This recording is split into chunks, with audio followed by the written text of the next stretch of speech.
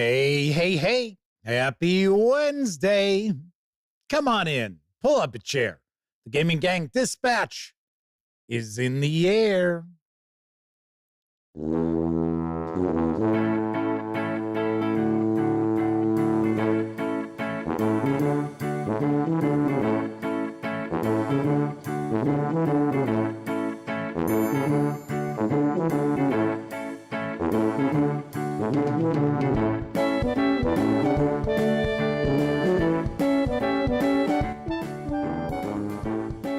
Howdy, gang, and welcome once again to the Duct Tape Studios.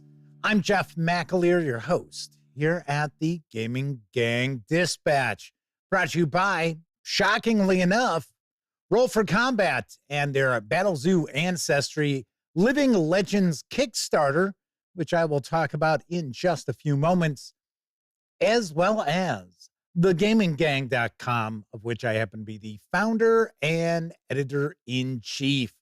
So welcome aboard, everyone. Tonight is Wednesday, April 2nd, 2025.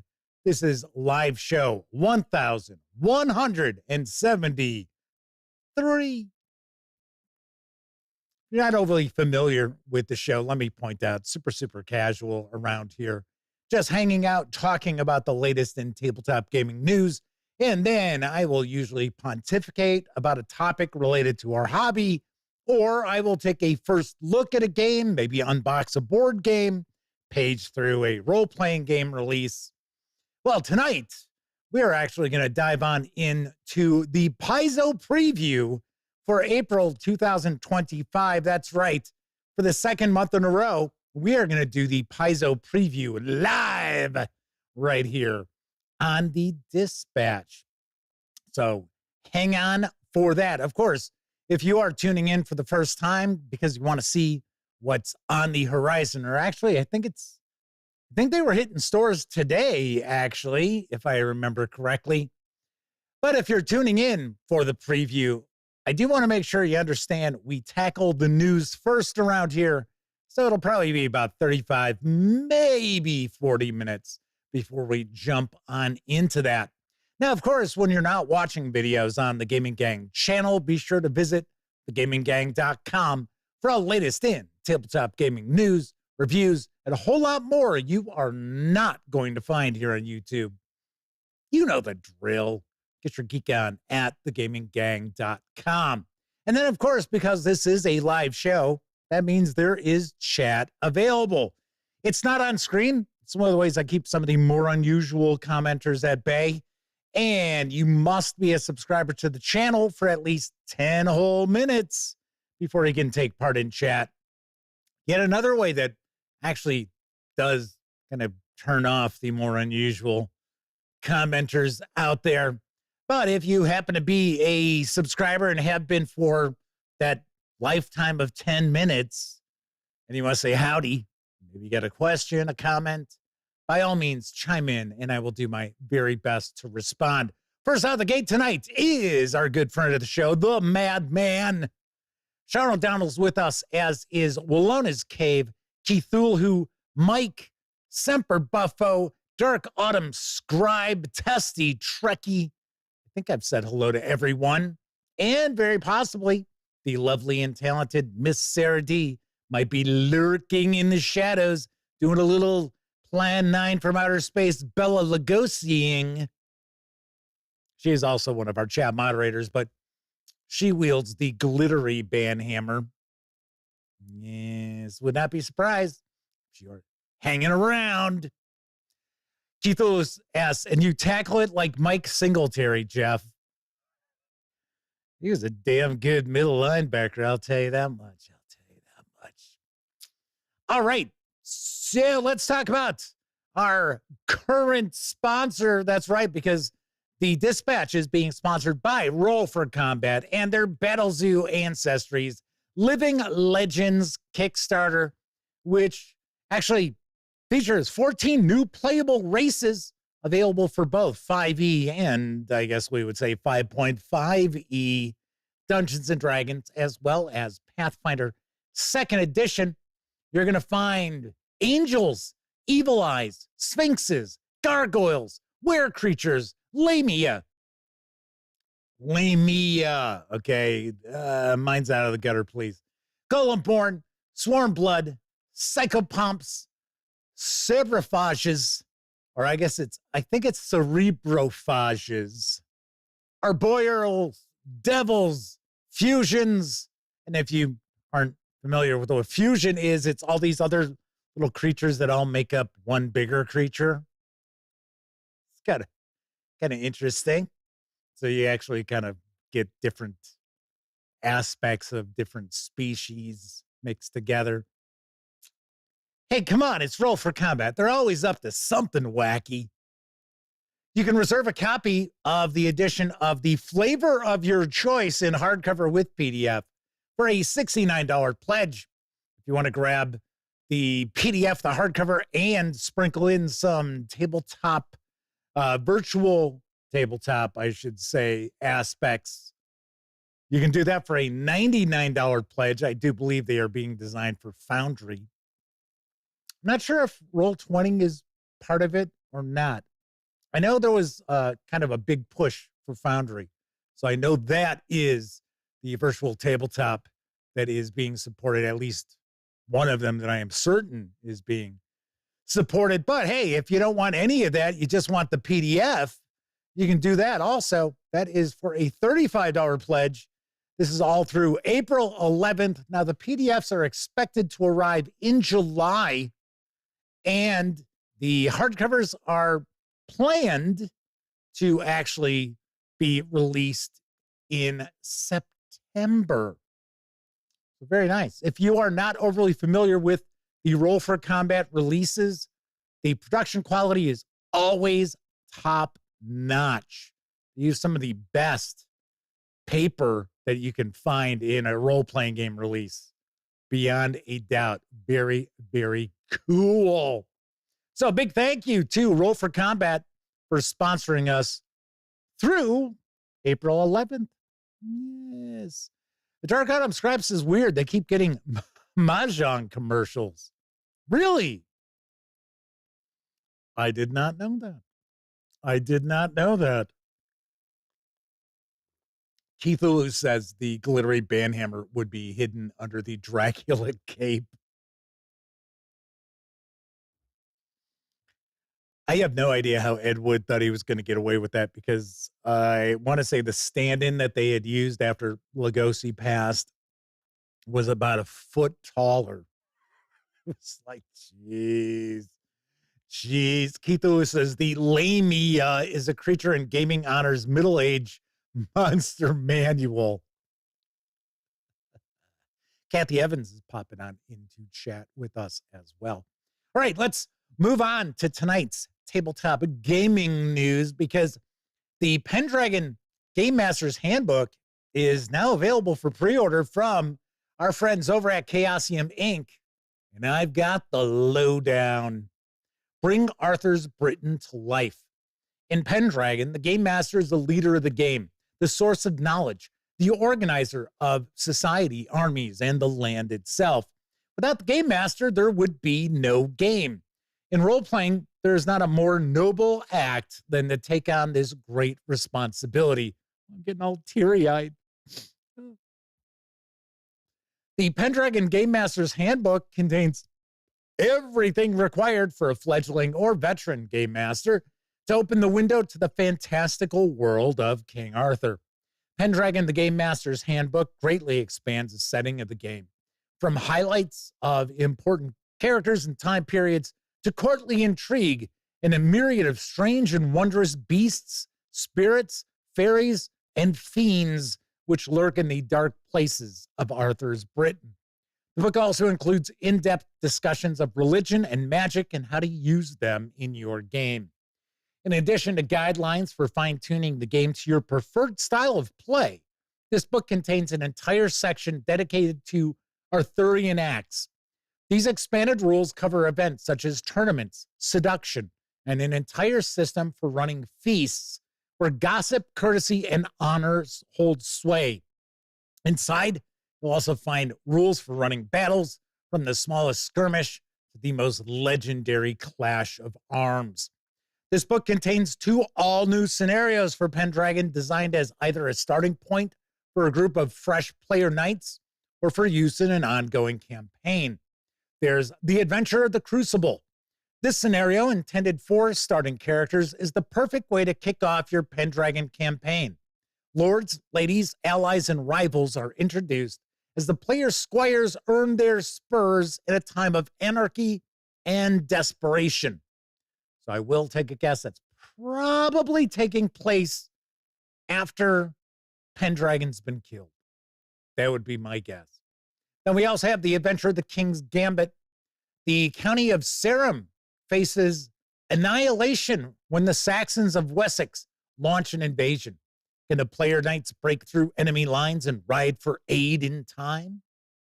This 240-page hardcover with PDF, if you order from Chaosium Inc., is going to carry an MSRP of $49.99. It is going to ship April 23rd. I do expect the PDF to be available over at Drive-Thru RPG before that, maybe just before that. And it should be available for right around $24.99. I have not received any word from Chaosium Inc. about receiving a review copy as of yet. So I don't know if they are going to just send it along, because as of late, they've been asking reviewers to just fill out this request form. Don't know. I have not run across it yet. So I am certainly looking forward to this. I know there will be some cranks out there who will bitch and moan. It's got women knights in it. Oh, women weren't knights. Oh. You know what the solution to that is? Don't have female knights in your game. Ta-da! Wow! Wasn't that easy? Shout out Donald says, cheaper than the NPC core for Pathfinder. Yeah. Yeah, that is a dagger in the wallet, I'll tell you that much. Anyway, Tessie Trekkie says, weird, they keep getting catheter ads with cowboys. What have you been online searching for? Kevin R. Smith is with us in chat. Welcome aboard. And we also have Christopher Condon with us too. Kevin R. Smith says, I like the guy who runs Pendragon streams and always points out that women knights are as historically accurate as anything in Arthurian myth. Yes. Very true. Exactly. Oh, I can't believe that they have female knights in this game. Now let's talk about the Green Knight. It's like, yeah, okay. Bog One is with us. I believe this is the first time visit in chat. Clontos is also popping on in. I believe also a possible first-time visitor in chat. I think Christopher's been with us before because that name does ring a little bit of a bell. And yeah, Steven from Roll for Combat is popping up a little bit late. He missed the sponsorship ad. So he missed it. He's usually here in time for it, but not today. Not today. He is not. Anyway, I am really looking forward to this. I liked the player's book, although, okay, so they called it the core rule book, which was really not the case. That kind of irritated me, and I did ding the review score because of that. But it is still, I mean, if you're going to play any sort of Arthurian role-playing game, you got to go with Pendragon. You really do. It is unique. It is different. It is not everyone's bag of tricks with the passions and traits and things like that. But I personally think it's Really, really well done. Moving right along, there is a new setting for the Savage Worlds role-playing game. It's up for crowdfunding on BackerKit. And here's the scoop from Ede Sol Games about the Hand Cluster RPG. The Hand Cluster is a unique science fiction role-playing game designed for the Savage Worlds system. It combines danger, social intrigue, and alien mystery with human connection and optimism. Humanity has discovered a phenomenon called the Nex, which has opened up new technology and granted us amazing transhuman powers that redefine the tropes of the traditional role-playing game. But along with the Nex has appeared a mysterious Nex-born virus called the Blinding, which threatens to destroy all sentient life in human space. The year is 2653, a long, somewhat tenuous peace between the civilizations of Earth and its distant colony on the planet Edenic has reigned for well over 300 years. New planets have been discovered, remarkable technology developed, and despite immense challenges, we've managed to overcome some of our greatest socio-political struggles. We've also unlocked a strange phenomenon called the Nex, which gave us all blue glowing auras, along with transhuman abilities we never could have dreamed of. Meanwhile, an increasing number of robots have mysteriously linked to the Nex as well, somehow granting them true sapience as they've joined us in our journey. But along with all these amazing discoveries has emerged a strange new threat. About 60 years ago, people started losing their ability to see Nex auras in color. It was slow and gradual, happening over 50 years, but today, almost everyone in human space, including newborns and even linked robots, see Nex auras as colorless, like the glow of a white ghost. This phenomenon came to be called the Blinding, and no one could explain it. Still, a few extremely rare individuals called Vivids were immune to the effect. They could see the blue auric color of everyone around them. They're the only ones who recognize a change that's come over human space. In the last 10 years, there's been a slow, almost imperceptible shift in the behavior of those who've been blinded. General tension, intolerance, anger, and paranoia are on the rise. And a civilization that had embraced kindness, empathy, and peace now seems subtly driven to stoke the fires of irrational conflict. The Vivids seem to be the only ones who could recognize this shift. Something is very wrong, and most everyone else seems unable to see it.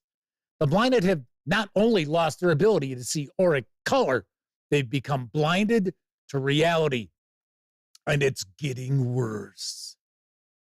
The backer kit for the Hand Cluster role-playing game is over 500% funded.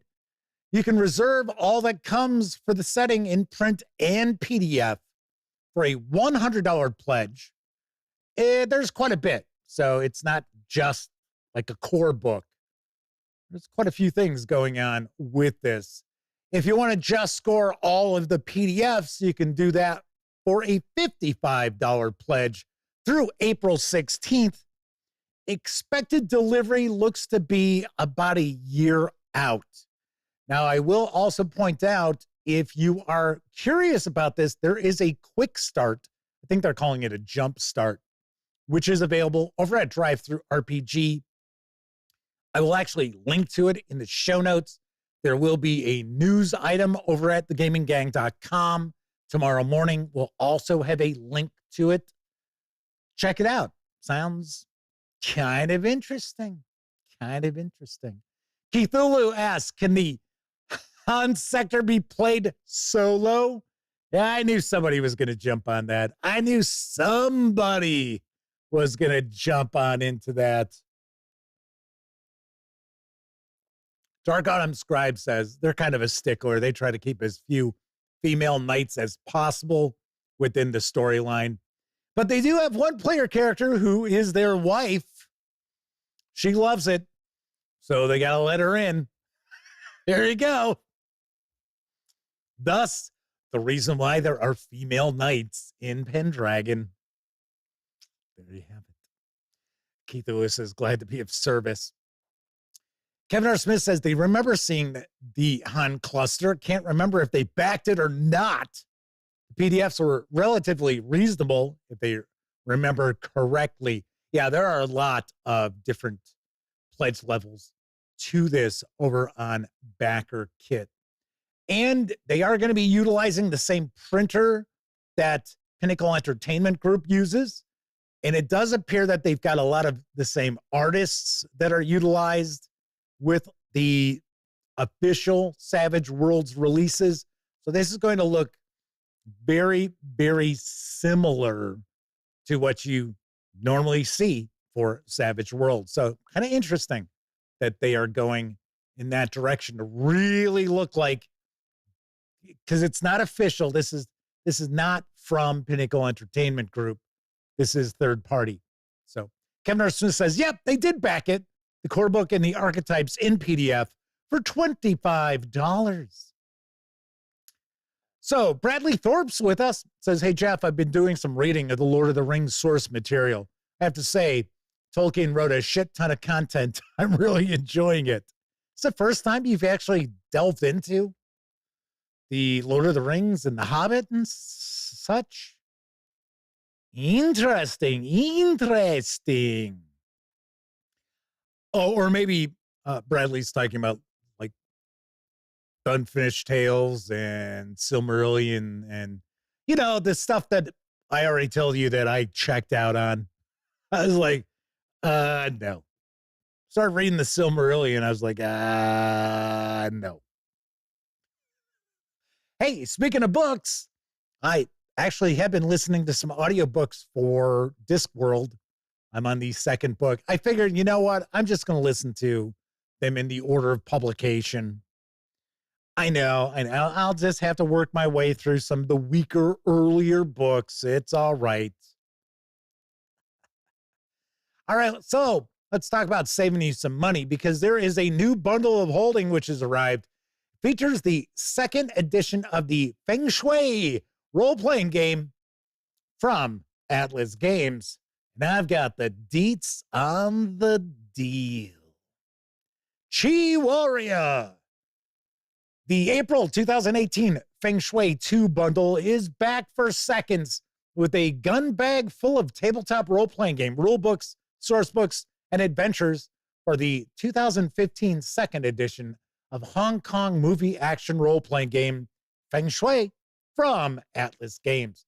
Designed by Robin D. Laws, Feng Shui 2 hits you with ancient sorcerers, transformed animals, control freak Shaolin monks, and cyborg apes. Armed with the secrets of Feng Shui, they aim to conquer the past, present, and future. Only you have the guts, guns, and flying feet to stop them. Leap off buildings, sword fight across treetops, and have running gun battles through the underworld in a desperate race to keep history itself from being rewritten. Discover your sworn enemy is your long-lost sister. Swear vengeance for the fallen Noodle Boy caught in the crossfire. Oh, poor Noodle Boy. I love those noodles. And kill a lot of kill-worthy dudes to earn one more bounty so you can buy that nightclub singer new corneas. Kick butt, blow things up, save the world. Hee-yah! That's actually there. That's actually written. I did not ad-lib that. For just $17.95, you'll get all 4 titles. And this revived April 2018 offers starter collection, which has a retail value of $40, as DRM-free PDFs, including the complete Feng Shui 2 core rulebook, the Hong Kong Task Force Double 8 Quick Start, the bestiary Glimpse of the Abyss, and the full-length adventure Burning Shaolin Redux. And if you pay more than the threshold price currently of $25.53, as probably changed by a couple of cents, you'll level up and also get this Revival's entire bonus collection with 8 more titles worth an additional $96, including the Game Master Guide Secrets of the Chi War, 5 faction source books from first edition, Blood of the Valiant, Elevator to the Netherworld, Guerrilla Warfare, Seal of the Wheel, and Thorns of the Lotus, plus the Game Master screen, a fistful of fight scenes, and Feng Shui designer Robin D. Law's informative guide to Hong Kong film, Blowing Up the Movies. Yeah, that blew up real good. That blowed up real good.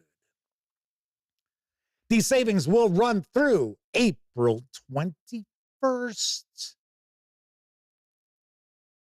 I've always heard good things about Feng Shui.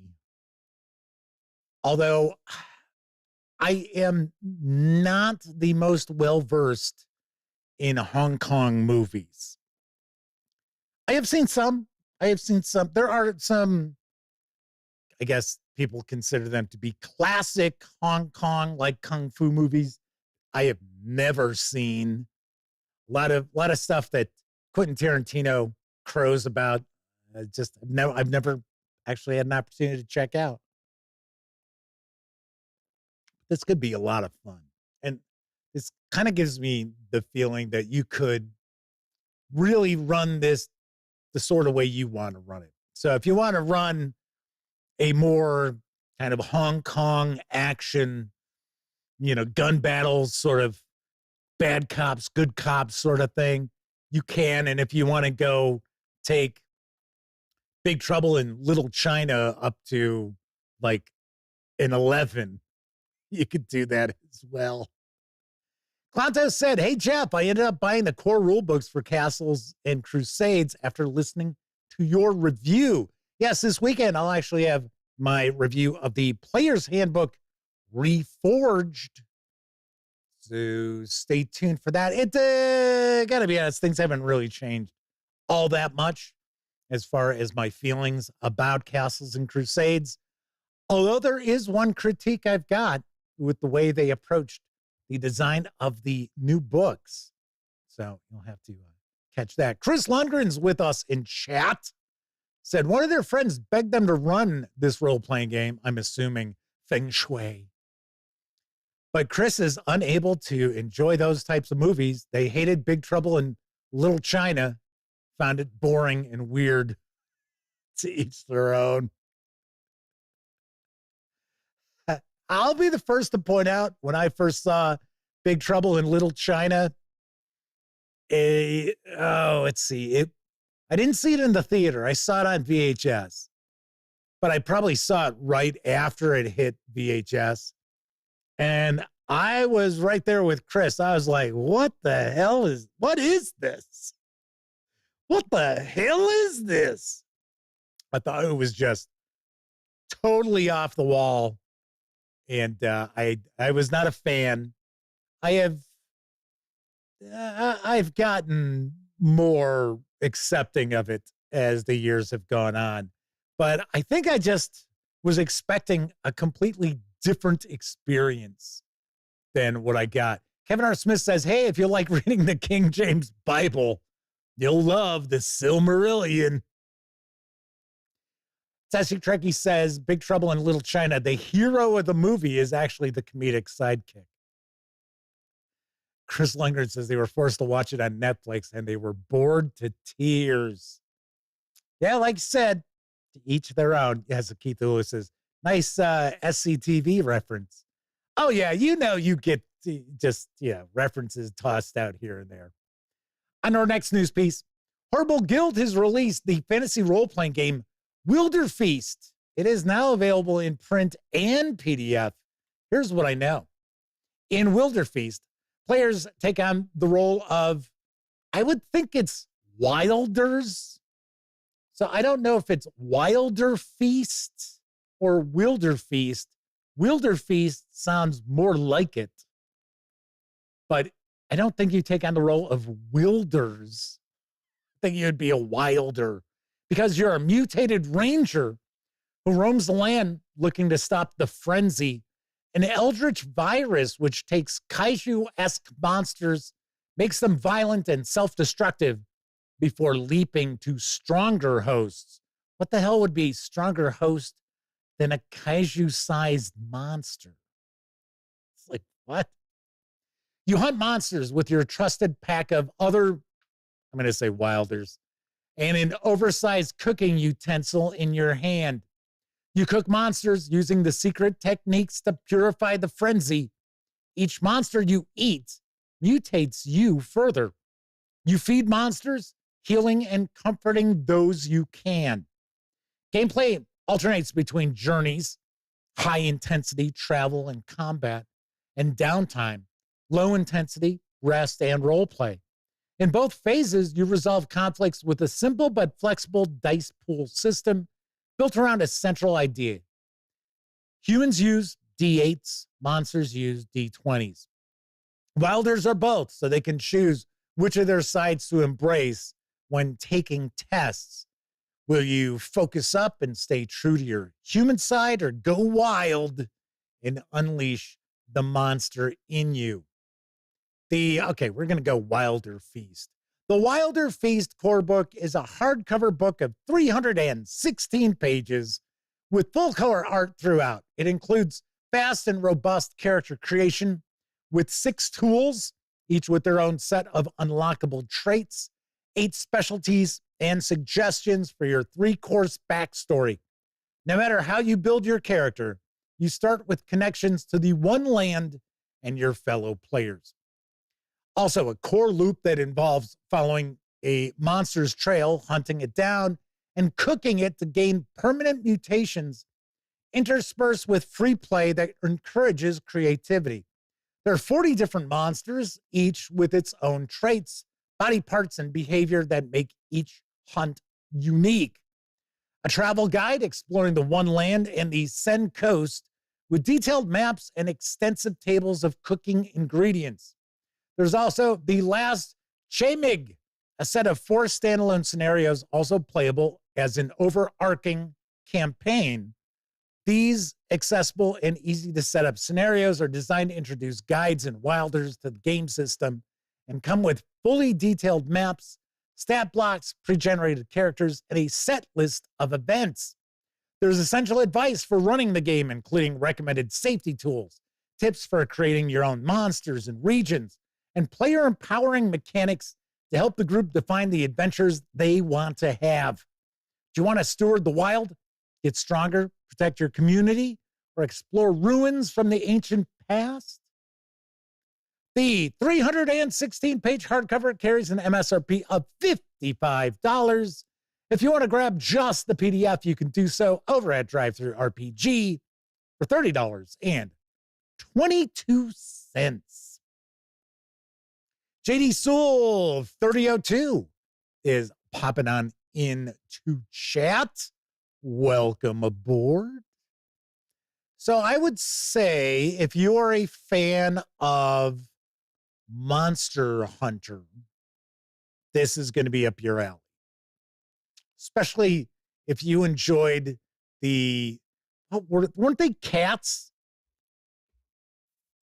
I only played around with Monster Hunter a little bit, but weren't they cats that would cook up stuff that would give you, bonuses and things? JD Soul 3002 says, this monster cooking thing that's the current fad, I don't get it. Not my yum. Yeah, I understand. I just share stuff that kind of catches my eye. And, I would probably not run this myself, but I'm sure there are a lot of folks out there who are like, hey, you know what? That looks kind of cool. That looks kind of interesting. Might want to dip your toe into that. All right.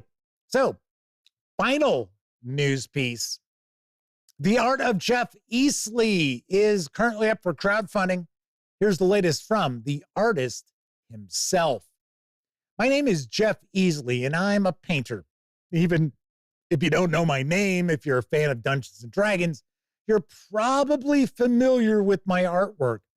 For over 2 decades, I was an artist for TSR and Wizards of the Coast, and my art has been seen on the covers of many of the most iconic products of the 1980s and 90s. Now, at long last, I am compiling many of my favorite pieces into the first career retrospective of my work. it's my pleasure to announce the art of Jeff Easley. I've selected all of the 200 plus painting and drawings included in this volume. While the final exact details of the physical book are still pending as we assemble the pages, the finished result will be approximately 200 sturdy pages, about 9 inches wide by 12 inches tall. Pages will be filled with full color, high quality art prints and protected by a hardbound cover. I assure you that the finished product will be worth the cover price.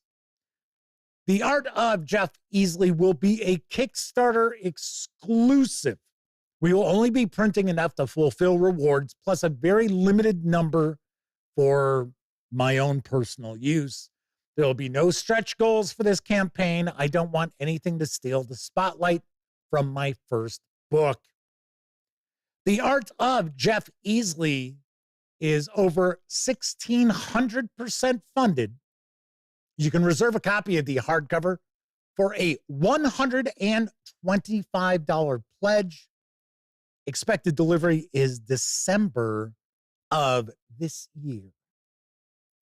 And I've got to say, if you are a fan of Dungeons and Dragons artwork, especially from late AD&D onward, this has got to be a must-have. I mean, there are so many classic images right there. You're taking a look at the boxed Dungeons and Dragons artwork for the big box set that came out. We've got the Halloween cover from one of the issues of Dragon magazine. Very cool stuff. Very, very cool stuff. So, like I said, this is actually 1,600% funded already. You know what? I forgot to jot down the date this is running through. It is in the news piece that I've already got ready for tomorrow morning. I think it's still got 16 days left, if I remember correctly. I think it runs through April 18th. Although I could be wrong. So there you have it. Look at that spectacular artwork. Very, very nice. Yes, Kevin R. Smith is pointing out that the player's handbook cover, which I think the piece is known as The Chase. There it is right there for you. That was on the second edition AD&D player's handbook. There you go. Sean O'Donnell says through the 18th. So I thought I remembered correctly. Yes, that is when this runs through. All right, that is it for the news tonight. Of course, I did mention Drive-Thru RPG a couple of times. If you happen to pop on over to Drive-Thru RPG, do me a favor. Stop by thegaminggang.com first before you visit any of the one bookshelf sites, such as, Dungeon Masters Guild, Storyteller Vault, Board Game Vault, as well as, of course, the aforementioned Drive-Thru RPG. Stop by thegaminggang.com first. Click on one of our banner ads. That way, if you happen to make a purchase, I get 5% of that sale. And all those nickels, dimes, and quarters really do add up and help keep thegaminggang.com around. Yay. Also, if you like the video, by all means, and the Gaming Gang, once again, has a Patreon. So if you are interested in supporting the Gaming Gang, swing on over to our Patreon and you can sign up for a membership starting at $5, which will include a copy of the Gaming Gang Guide to Great Game Mastering audiobook, which is, my God, it's like 13 years old now, the recording. And you will also get special access to our new Discord server. So you'll get access to the VIP area. And at certain levels of support, you get a shout out on every single live stream. Isn't that right? The Madman.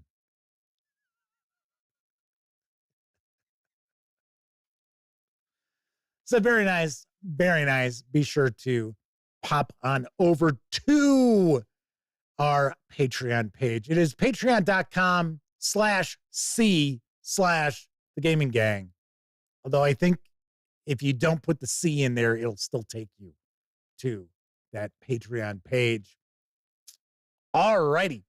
So we are going to be diving on into a live Paizo preview for April 2025 in just a few moments.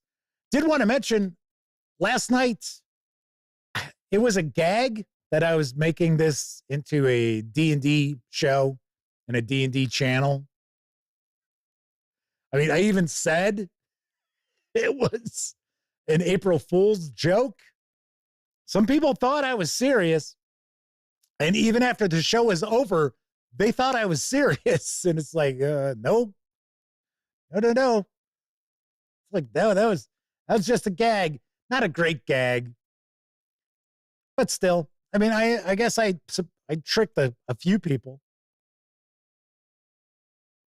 But no, that's not to say that I won't ever talk about D&D and things like that. No, not at all. But it's not becoming a Dungeons and Dragons show or YouTube channel. So there is that. All right. So as I mentioned tonight, we are going to take a peek at the 3 physical releases from Paizo Inc.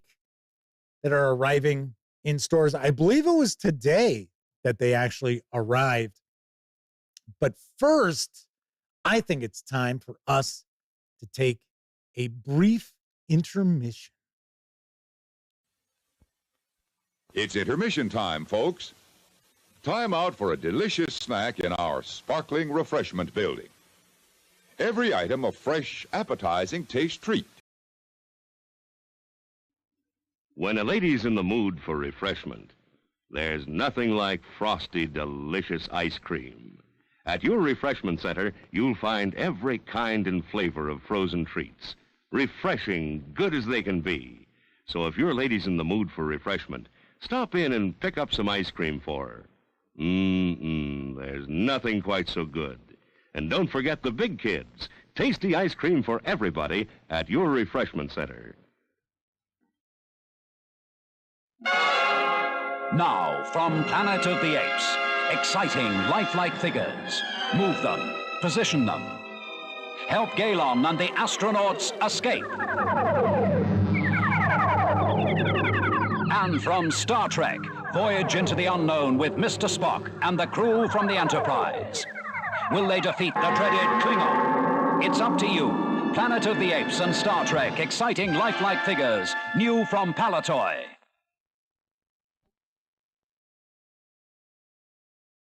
I wave my magic wand. I wave it twice. I don't drink Wilkins. I wave it again.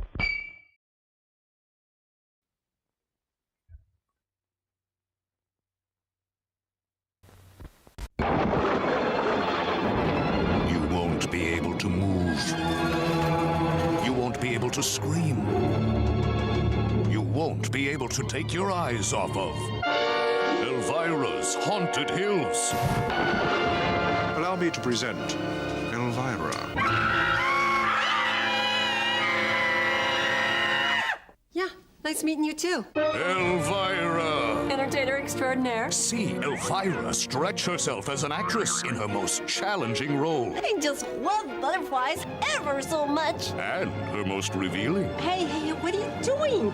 You want to blow the rating on this picture? Since, that last movie she did. Jeez, everybody's a critic. Richard O'Brien, in his most horrifying performance since Rocky Horror Picture Show. Oh, why?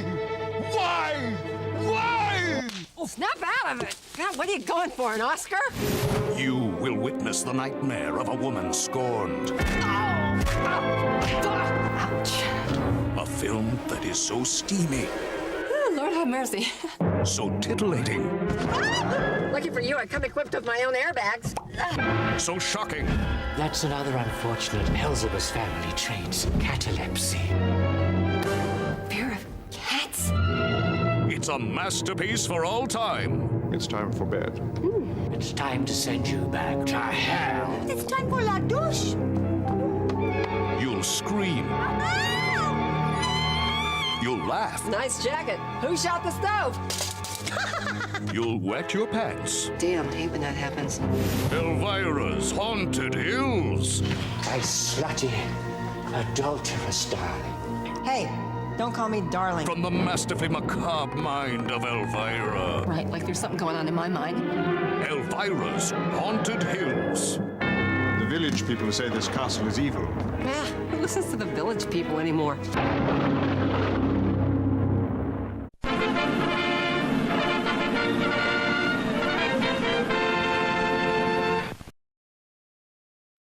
Was that enough cleavage for you? You okay? I mean, was that enough? See, Kevin King heard there was going to be cleavage. He came running to get into chat. Hello, Kevin King. Good to see you once again. I will say I have never seen that. And I didn't know about it until I stumbled across the trailer. I was like, oh, okay. As some folks have pointed out, yes, Riff Raff. It's like, was that his only role outside of like Rocky Horror Picture Show? I don't know. Who was it who said that the movie was hysterical? Oh, there you go. Keith Ulu said it was hilarious. I don't know. I think the breaking the fourth wall, that would be pretty good. The rest of it, I don't know. It looked really cheaply made. But hey, what the hell? Kevin King says guilty as charged. So Stephen from Roll for Combat says he was in Flash Gordon and Shock Treatment. Don't recall Shock Treatment. Is that a rock and roll movie by any chance? And Dark City. Oh yeah, that's right. He was in Dark City. That's a cool movie. I turned a lot of people on to that movie way back in the day. I went and rented it and I was like, wow, how come I never heard about this? But it was actually like brand new on VHS. I was like, oh, there you go. So Steven says it was the sequel to Rocky Horror. I was going to say, because the name rang a bell, but I was like, I went to Rocky Horror Picture Show at the midnight show a few times with some people who were really into it. They were really, really into Rocky Horror. So I was like, okay. And they did not make me sit in the back row. That was cool. All righty. So tonight, we are going to dive on into a live Paizo preview for April 2025. There are 3 physical releases this month. They're supposed to be arriving in stores today. So we're going to be taking a look at the Pathfinder Flip-Mat Alchemical Lab, as well as Adventure Path for Pathfinder number 213, Thirst for Blood, which is actually the first chapter in the Shades of Blood 3-part adventure path. I will actually be reviewing that.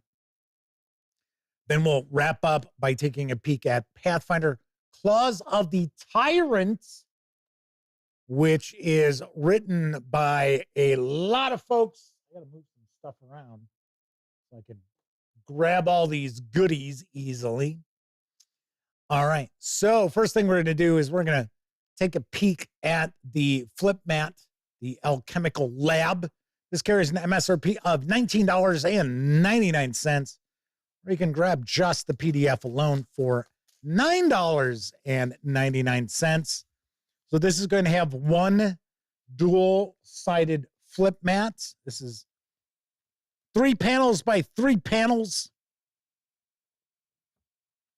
So here we've got the lab itself. I'm going to take a guess that Actually, that's upside down. So let's do it this way. I'm going to take a wild guess that we are going to see the flip side of this. This is going to be the lab all smashed in disarray. Oh, yeah. More than just disarray. There's been an explosion. So there you have it. All the damage. And of course, this is treated so that you can use various different types of markers and wipe it off. If you use permanent marker, you do have to use a wet or dry erase marker on top of it in order to take it off. So there you go. Chris Lundgren's talking about lingerie night in LA for Rocky Horror. So yes, I actually had a couple of Columbias throw themselves at me. So I was like, oh, okay. All right. Warren Rollins is with us. Said Richard O'Brien's still around. He's 83 years old. Very cool. Very nice. So there we have the Flip-Mat. Next up, let's take a peek at Thirst for Blood. Dark was the night. The remote island settlement of Telmendor's bounty hurls toward chaos as the region is plunged into shadow. The player characters travel to a nearby island and investigate an ancient prison buried during Earthfall. Inside, a cult of the blood god Kamazats thrives, and the PCs soon discover that even greater threats lie deeper within. Can the PCs discover who's behind the supernatural shadow and stop them before eternal night comes? Shades of Blood begins with Thirst for Blood, a complete adventure for first to third level characters. I would not be shocked if during this adventure path, the player characters become vampires. I don't know anything about this. I have not peeked inside this. So this is the first time I'm going to take a look. I don't know, just a vibe I've got. I could be absolutely wrong. Should also mention that the fine folks over at Paizo Inc. have provided me with these review copies, but neither I nor anyone else affiliated with the gaming gang has received any other sort of compensation for me to share this coverage with you. These days, it's important you know that. This is also an adventure. So if you're a player and your game master is picking this up, by all means, I would definitely recommend tune out now. We're also going to look at an adventure anthology after this. Same goes for that, because even though I know nothing more than what I just read on the back of this book, there are going to be some spoilers as we flip through. Plus, I'm going to kind of take a look at each of the chapters within their synopses. So there's that. You've been warned. I'm opening it up. All right. So we've got, looks like a map of the island here. So first thing we'll do is take a peek at the credits page. So this is written by Louis Loza with additional writing by Brian Ballman, Adam Daigle, and Jim Groves. And I apologize if I've mispronounced any of those names. A bunch of different artists as well. So we have 3 chapters in here. Then we've got information about the island itself, the evil god. We'll get the adventure toolbox too. So let's see. Here's our campaign overview. Countless mysteries and secret machinations rest beneath the shattered lands that were once Aslent. Most of them are deeply buried and long destroyed, but every now and then, mishaps or seismic activity jostle something loose that can threaten the lives of those on the surface. It has happened before. It's happening now. The Shades of Blood Adventure Path focuses on an ambitious plan to black out the sun using repurposed Aslanti magical technology. The architect of this plan is Nizka Irakal, a Strigoi vampire who was imprisoned by Aslanti authorities over 10,000 years ago. Once a true threat to the Aslanti Empire, Niska's strength waned during their imprisonment, and after an earthquake damaged the stasis they were entombed within, Niska emerged into a strange, nearly unrecognizable world. Bow, bow, bow. All right. So we get our campaign summary of our 3 parts. All right. So I'm just taking a peek. I guess I'm probably wrong. They probably don't become vampires. I had a feeling we had some vampires involved here. So we do. So first chapter, Chasing Shadows. The island town of Talmandor's Bounty serves as a promise for the hopeful future of the nation of Andoran. First founded by a group of colonists in 4717 AR, the colony initially had a number of setbacks and problems, including an attempted takeover by El Golthu agents. Since then, Talmandor's Bounty has prospered, becoming a pivotal part of the Arcadian Wake, a trade route that connects the inner sea with the eastern coast of the continent of Arcadia beyond the shattered continent of Aslant. All right. So it looks like we will get some information about the town. Ooh, the Shadow Scamp. Looks like a cross between a bat and a fly. That's kind of creepy there. All right. Okay. Artwork looks pretty solid in this. So, I say, it looks like our first chapter's got a bit going on in it. Next up, we've got the Caverns of Stolen Blood. For a time, Talmander's Bounty found peace. After a troubling foundation for this settlement, things began to grow better for the townspeople, and these troubling origins became unfortunate memories left in the past. After a few years, another tragic time struck the town as several people went missing, most of them sailors, even a couple elves from the Mordant Spire and other travelers along the Arcadian Wake. Every instance of a missing person appeared to occur once a ship docked at Talmander's Bounty, suggesting something was occurring at the town that was leading to these disappearances. Well, it looks like we've got a cavern that the player characters are going to investigate.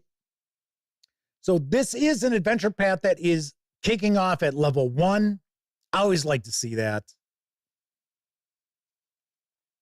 because then this gives you an opportunity to kind of piggyback off of this into other higher level adventure paths that are already out there. And we got chapter 3, Call of the Hungry Dark. Don't answer it. As a young but growing cult of Camazotz explored the cavern, they eventually discovered the ancient Aslanti ruins of Ngokul. Alzira, the cult's leader at the time, was intrigued. She pushed her followers to enter the ruins and see what else they could uncover. The cult soon reached what once was the prisoner intake and visitation area of Ngokul. This large area had a number of strange Aslanti devices and also plenty of space for the growing faction. Alzira and her cult claimed the new area in the name of Camazotz. And this is no doubt where they encountered the vampire, who is our big bad of this adventure path. So I will take a guess that the player characters are going to have to take on some members of this cult. And probably towards the end of this chapter. Well, here's Niska. There looks like they are trapped. Little negative zone action going on there, maybe. So maybe the adventurers accidentally release the vampire? You don't know. Like I said, I will be reviewing this adventure path. So then we've got our information, a bit of a gazetteer, where we have Talmander's Bounty.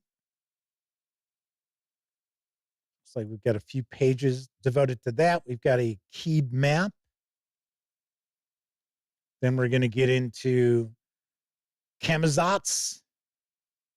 So this is kind of a bat deity. It's a blood deity. Kevin King says the Aslanti lore and puzzles would make this more interesting than yet another vampire story. Yeah, the funny thing is, I think the big bad might turn out to be the only vampire that's in this tale, especially since this is designed for lower level characters. I would think by the time we get to the end of this, maybe the player characters are at 10th level. That's a possibility. All right, so we have some of the Aslanti, I think it's Aslanti magic technology. So we get some new items there. We also have the Sanguimancer. Let's deal with blood.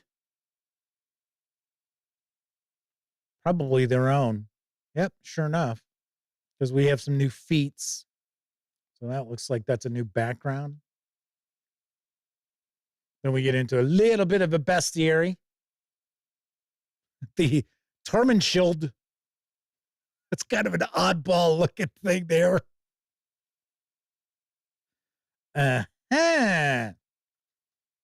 And were creatures. So we've got a were-bat. So we've got in his car, curious and naive astronomer. So that looks like they are probably an ally of the player characters. Might be kind of their patron. And there is the cult leader. And I will take a guess. We'll probably get our stats and everything for the vampire in the third chapter of this. So there you have it. How many pages we had? About 92? 94. All right. So this carries an MSRP of $29.99. If you want to grab just the PDF alone, you can do so for $19.99. And once again, you're probably tired of hearing me say this. I will be reviewing this adventure path. Sammy will be reviewing Claws of the Tyrant. Dun, dun, dun. Let's take a look at the back here. I had a news piece about this yesterday. And of course, I had it sitting here. In fact, I showed it up during the live show. The terror of the Tyrant face the terrors of the Gravelands. The fate of two goddesses hangs in the balance as disgraced Grave Knight Seldeg Bedless prepares a ritual to rewrite history itself. Brave heroes and wicked villains alike assemble to hinder or assist Seldeg in his plans. Claws of the Tyrant is an anthology of 3 interconnected adventures set in the Gravelands, formerly known as the Nation of Last Wall.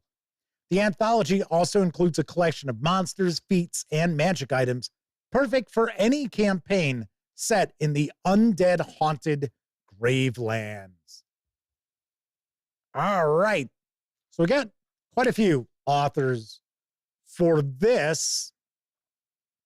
So we've got Alexander Agunas, Rigby Benedel, and Aaron Roberts, with Joseph Blomquist and Sasha Lorana Harving.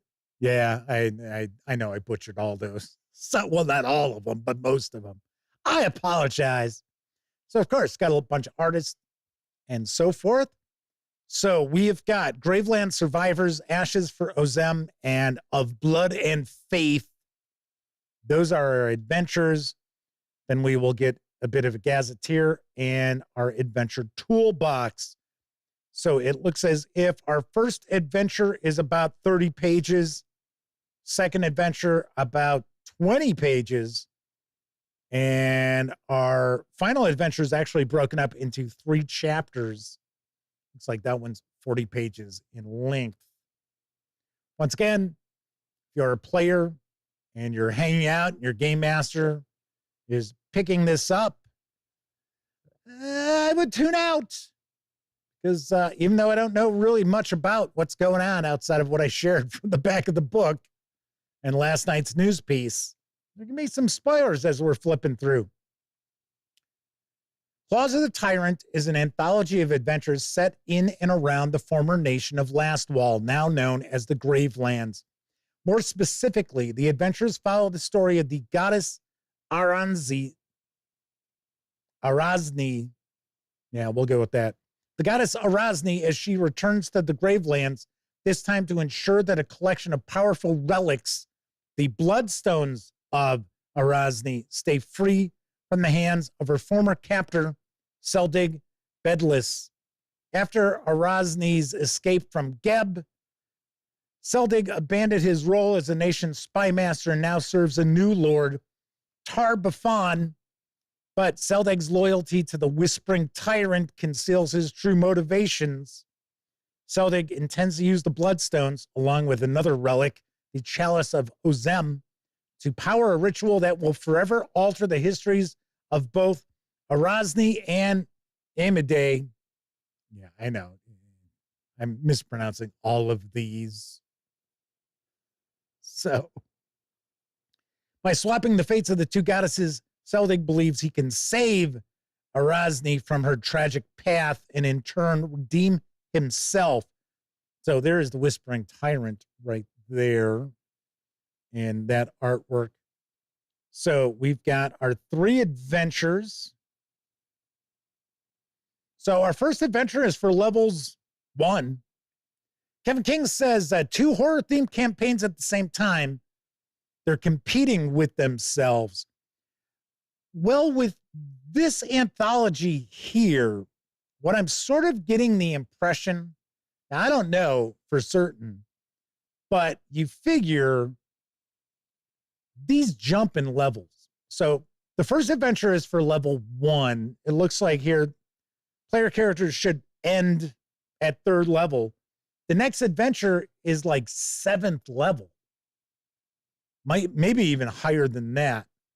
So it's almost as if these interconnected adventures are possibly designed to sort of toss in to your other campaign that you might be in the midst of. So Sean O'Donnell says the meta plot with Arazni is more tempting. The other thing is more isolated, or at least it appears like it might be. So this is broken up into chapters too. That's weird. Did we have that in the table of contents? Yeah, it did. Yes, it did.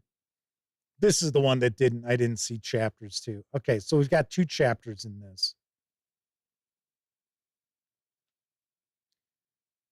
The town of Yow's Hope was once a quiet and prosperous settlement built upon a ruin from the time of the Shining Crusade. That ruin, an ancient settlement called Mordisha, was constructed on land granted to the Knights of Ozem by the Grand Prince of Taldor so that the Crusaders could keep vigil over Gallows Spire and the Whispering Tyrant. Mordisha was abandoned in 3942 AR after a portal to the void was opened within its crypts by the Whispering Way, who intended to use the energies released by the portal to raise an army of undeath. After failing to seal the portal, the Crusaders razed Mordisha, hoping time would eventually close the portal and heal the land.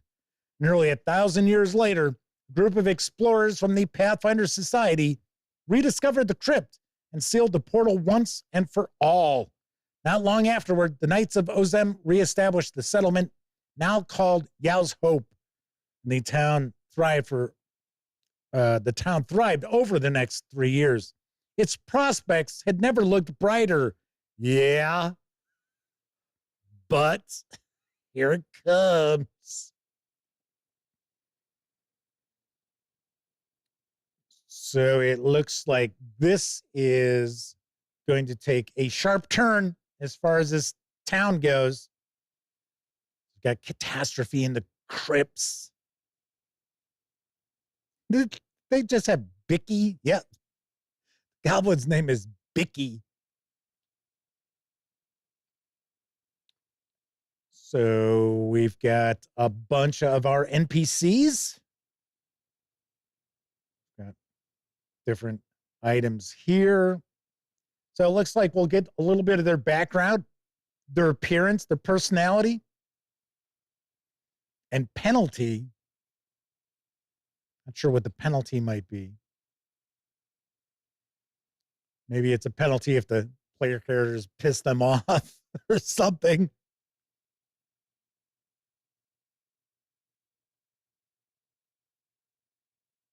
Elite Yeast Ooze. Aha. Okay. Zombie bear. We get a picture of zombie bear. Come on. Nope. No zombie bear picture. Oh, well. That would be kind of cool. Right. So here's our second chapter. So it looks like the player characters are off to some forest, some grove. All right. So then into our second adventure. So yeah, here it says there's 7th level. And of course, these tales are designed for 4 characters. Kevin King says they were annoyed how they trashed Last Wall between 1st and 2nd edition off screen. This could provide a story bridge between the 1st edition Ustalav campaign and the 2nd edition setting. I remember they had a source book, The Knights of Last Wall.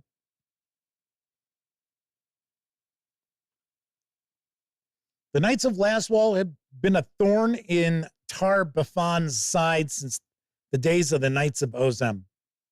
During the Shining Crusade, the Knights imprisoned Tar-Bafan inside the Tyrant's own fortress tower of Gallows Spire, a captivity that lasted nearly 300 years. While Tar-Bafan eventually overcame the Knights' foolish attempt to contain him, the name Ozem remains a bitter one for the Whispering Tyrant, as well as for his newest lieutenant, the Grave Knight, Seldeg Bedless. The adventure begins as the characters respond to a summons by Seldeg Bedless. The Grave Knight is asked the PCs to meet him in the Blighted Bower, a grove corrupted centuries ago by the Dark Blight, a supernatural infection that plagues the southern Fangwood. Despite the grove's proximity to Fort Ozem, magic conceals the bower from the prying eyes of the, my God, I'm not even going to try to pronounce that, Rangers and their allies. So we have the fort's defenders, a ruined keep. These are the Rangers.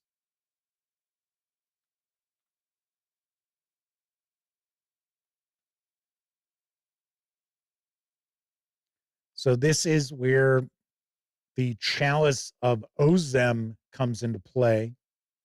And then we have Of Blood and Faith. So now we jump all the way to 18th level. So I think we were wrapping up the second adventure, 8th, 9th level. Now we've got to jump to 18th.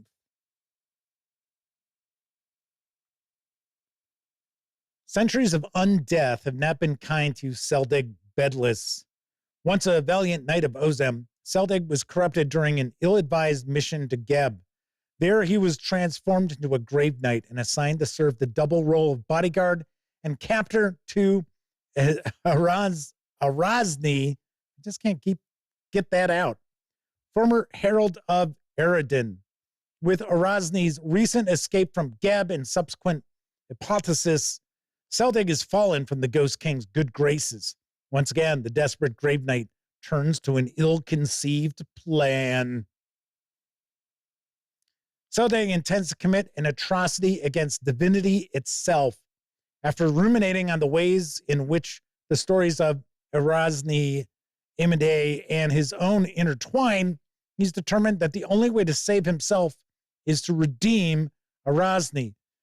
To enact this plan, Seldane has set his sights on collecting a number of powerful artifacts, including the Bloodstones of Erasni and the Chalice of Ozem. The Bloodstones are the canopic jars in which Geb preserved Erasni's organs when he transformed, her into a lich. The Chalice was used by Ede during the Battle of Three Sorrows, the same conflict during which the Whispering Tyrant slew Erasni. All right. So this is no doubt going to be the adventure where the Grave Knight is trying to perform the ritual, and the player characters are going to be attempting to interfere with that.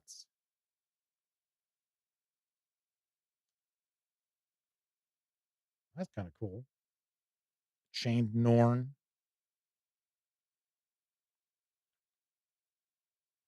All right. So our adventure runs through page 99. I think we kicked off on page 11. So there we've got that. Then we'll get into a gazetteer for Velamus.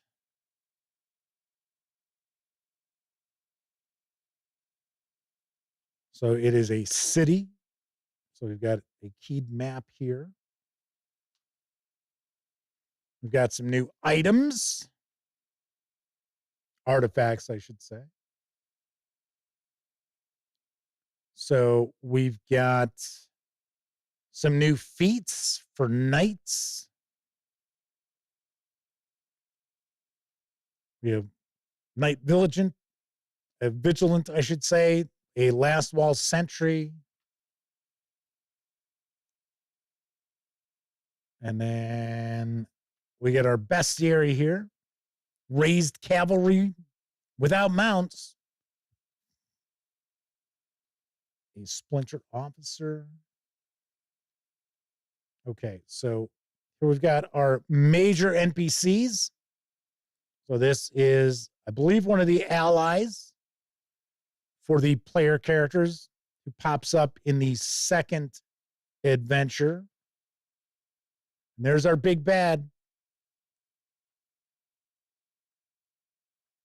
Nice. So all told, 126 pages. Get some ads. That is Claws of the Tyrant.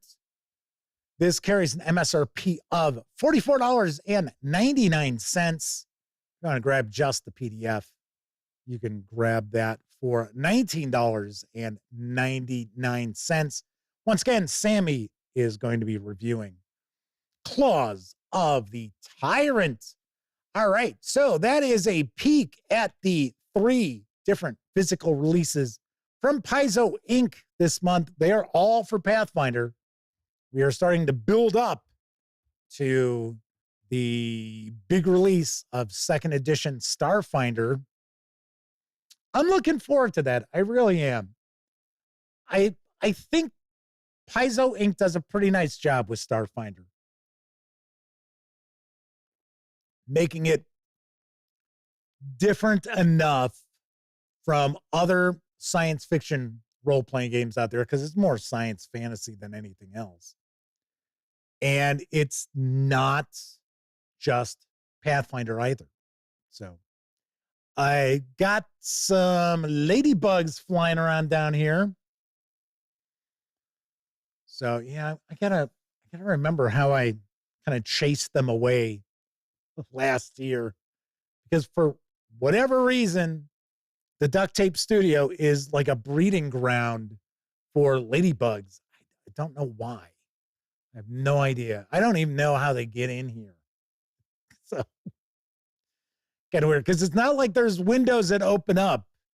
I mean, there are windows that can open up, but they never do open up down here. So kind of weird.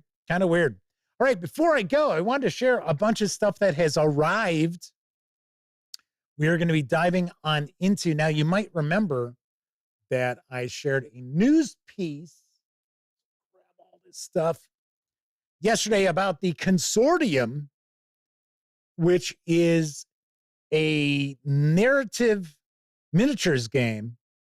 It's got like 40 different missions in here. So I had pointed out, I had a copy that was being sent that I already got it. So we will take a peek at this next week.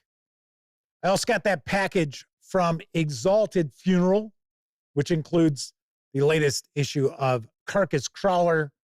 I will simply do a review of this. I'm not going to do a first look at it. I got The Molt, which I have shared a news piece about, with character sheets and the badass GM screen.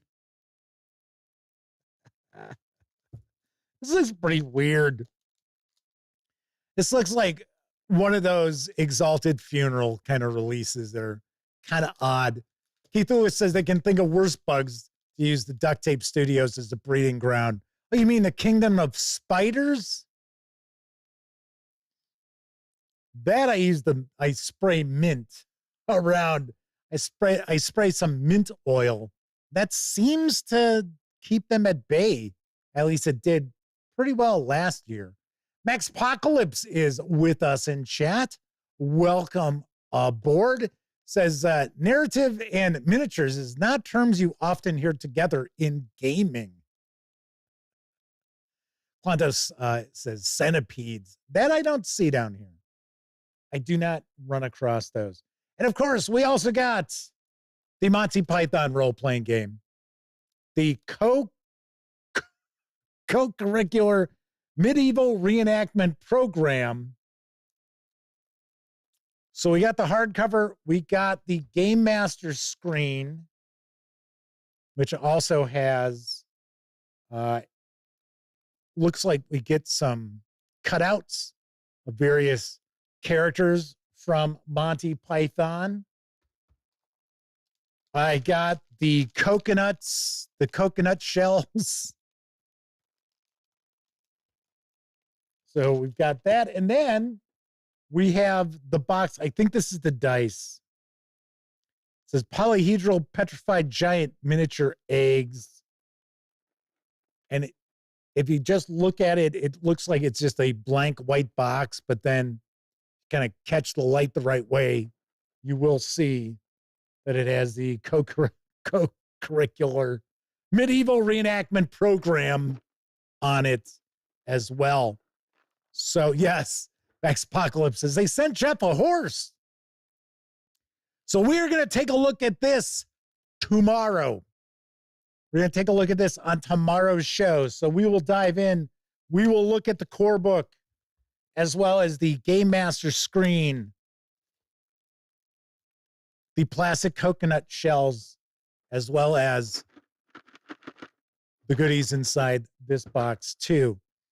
And I think I showed these off last week, but in case I didn't, I have a trio of Tales of Argosa adventures, the Sky Tower of Belkzas, Caverns of Shinog, and Crypt of Kersaba. So I think we'll actually take a peek at these next week. We'll do one episode where we'll take a peek at all three of these because they do look pretty cool. So right there, 2 out of 3 shows next week we already have planned in.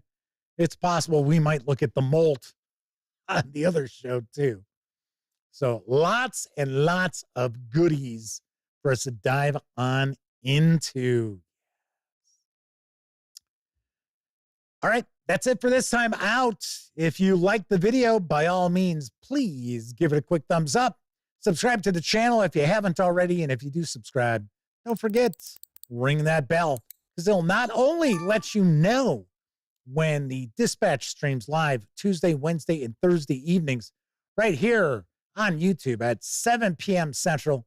I'll also let you know when I share other videos, such as my recent review of Call of Cthulhu, Cthulhu by Gaslight's Keeper's Guide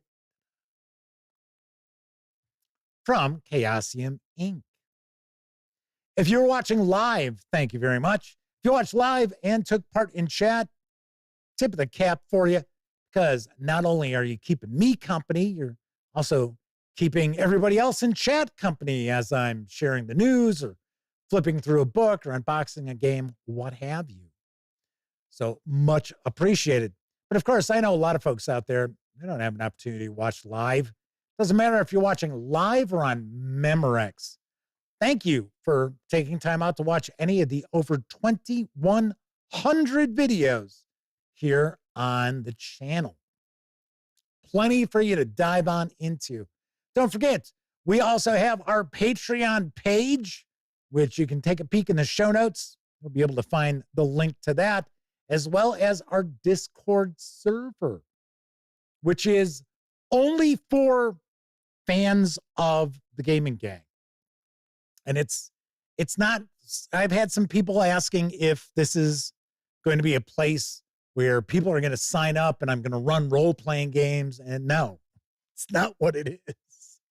It's just simply a place for people who like the website and the channel kind of hang out, chat, share some thoughts. There is a special VIP members area, which is only open to our Patreon members. There are a few different things there for you to check out, including some game mastering advice. So if you have questions about that, you can always fire away. So trying to make the Discord something fun for you to check out, but it is not going to be someplace I'm going to be running role-playing games.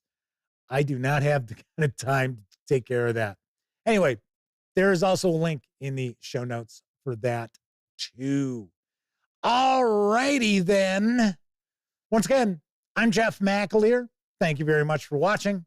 And as always, I certainly hope all of you get to have plenty of great gaming with your gang